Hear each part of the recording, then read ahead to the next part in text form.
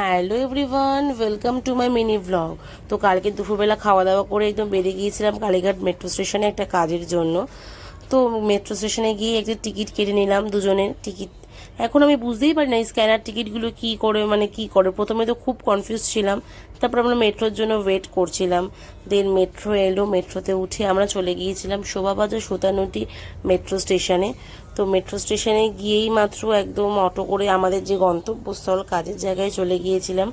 দেন কাজ কমপ্লিট করে এসে আবার অটো করেই আবার আমরা মেট্রো স্টেশনে এসেছিলাম। তো মেট্রো স্টেশনে রেড কাউয়ের দুটো শেক নিয়েছিলাম আমরা। অতীব জঘন্য খেতে, একদম অনেস্ট রিভিউ, একদমই ভালো না খেতে।